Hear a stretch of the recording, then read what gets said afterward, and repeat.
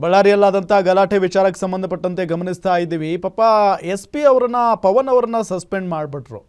So ಇದರ ನಂತರ ಅವರು ಭಾಳ ಬೇಜಾರಾಗಿ ಮನನೊಂದು ಆತ್ಮಹತ್ಯೆಗೆ ಪ್ರಯತ್ನ ಪಟ್ಟರು ಅನ್ನೋ ಒಂದು ಸುದ್ದಿ ಸಿಕ್ಕಾಪಟ್ಟೆ ಓಡಾಡ್ತಾ ಇತ್ತು. ಸೊ ಹಾಗಾದರೆ ಇದು ನಿಜಾನ, ಆತ್ಮಹತ್ಯೆ ಯತ್ನ ನಿಜಾನ? ಗ್ಯಾರಂಟಿ ನ್ಯೂಸ್ನಲ್ಲಿ ಬಿಗ್ ಅಪ್ಡೇಟ್ ಸ್ಟೋರಿ ನಿಮಗಾಗಿ. ಬಳ್ಳಾರಿ ಬ್ಯಾನರ್ ಗಲಾಟೆ ಕೇಸ್ನಲ್ಲಿ ಸಸ್ಪೆಂಡ್ ಆಗಿದ್ದಂಥ ಎಸ್ ಪಿ ಪವನ್ ನೆಜ್ಜೂರು ಆತ್ಮಹತ್ಯೆ ಯತ್ನ ಸತ್ಯಾನ ಸುಳ್ಳ? ಹಾಗಾದರೆ ಎಸ್ ಪಿ ಪವನ್ ನೆಜ್ಜೂರು ತಂದೆಯಿಂದ ಸ್ಫೋಟಕ ಮಾಹಿತಿ ಬಂದಿದೆ. ಇದುವರೆಗೂ ಯಾರೂ ಮಾತಾಡಿರಲಿಲ್ಲ, ಯಾರೂ ಕೂಡ ಇದರ ಬಗ್ಗೆ ಮಾಹಿತಿಯನ್ನು ಕೊಟ್ಟಿರಲಿಲ್ಲ. ಸೊ ಹಾಗಾಗಿನೇ ಆತ್ಮಹತ್ಯೆ ಯತ್ನ ನಿಜಾನೇ ಅಂತ ಹೇಳಲಾಗ್ತಾ ಇತ್ತು. ಬಟ್ ಆತ್ಮಹತ್ಯೆ ಯತ್ನ ಕುರಿತಂತೆ ಉದಯ್ ಶಂಕರ್ ನೆಜ್ಜೂರು ಸ್ಪಷ್ಟನೆಯನ್ನು ಕೊಟ್ಟಿದ್ದಾರೆ. ಪುತ್ರನ ಬಗ್ಗೆ ಸುಳ್ಳು ವದಂತಿ ಹರಡಿಸ್ತಾ ಇರೋದಕ್ಕೆ ತಂದೆ ಬೇಸರವನ್ನು ವ್ಯಕ್ತಪಡಿಸಿದ್ದಾರೆ. ಪವನ್ ನೆಜ್ಜೂರು ತಮ್ಮ ಜವಾಬ್ದಾರಿಯನ್ನು ಮರೆತಿಲ್ಲ. ಸಸ್ಪೆಂಡ್ನಿಂದ ಸಹಜವಾಗಿ ಆಘಾತಕ್ಕೆ ಒಳಗಾಗಿದ್ದು ಹೌದು.